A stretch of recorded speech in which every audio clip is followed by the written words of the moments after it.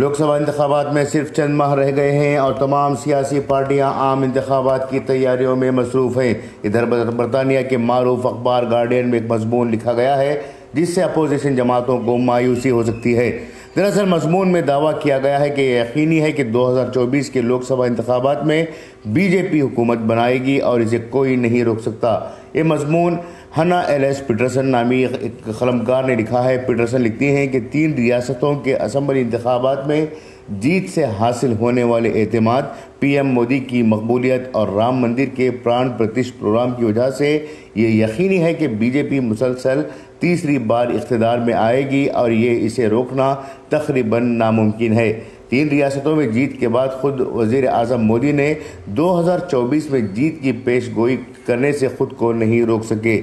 Article के मुताबिक हिंदुस्तान के मौजूदा सियासी मंजरनामे और सियासी तज्ज़ियाकारों में एक तरह का इत्तेफाक है कि पीएम मोदी और बीजेपी की जीत यकीनी है।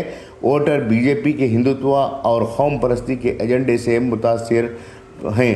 पीटरसन लिखती हैं कि हिंदुत्व वोटरों की बड़ी तादाद वज़ीर आज़म की मकबूलियत और एक मजबूत रहनुमा के तौर पर इनकी शबीह के साथ साथ बीजेपी के हिंदुत्व कौम परस्त एजेंडे से मुतासिर है। ख़ास तौर पर शुमाली हिंदुस्तान की हिंदी पट्टी में मोदी का असर ज़्यादा है। 2014 से कौमी और रियासती सतह पर मुल्क की राय आमा बड़ी हद तक बीजेपी की तरफ झुक गई है। मजमून में लिखा गया है कि भारत के जुनूब और मशरिक़ में अपोजिशन जमातें बीजेपी से ज़्यादा मजबूत हैं, लेकिन कौमी सतह पर अपोजिशन बिखरी हुई है और कमज़ोर नज़र आती हैं। अपोजिशन इत्तेहाद अभी तक कई अहम मामलात पर मुत्तहद नहीं हुआ है। दी गार्डियन के मजमून में कांग्रेस के बारे में लिखा गया है कि इंडियन नेशनल कांग्रेस ने हालिया असम्बली इंतखाबात में तेलंगाना में कामयाबी ज़रूर हासिल की है। वो 3 रियासतों में अब भी इख्तिदार में है, लेकिन पार्टी अंदरूनी कशमकश से नबर्द आजमा है।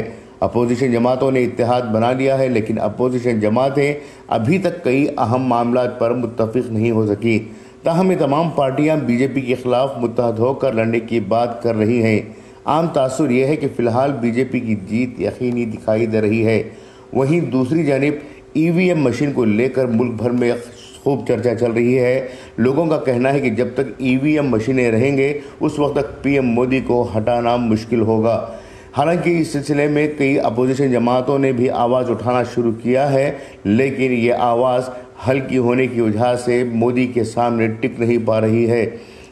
लोगों का कहना है कि अगर ईवीएम हटाया जाए तभी जाकर मुल्क से बीजेपी को हटाना मुमकिन होगा।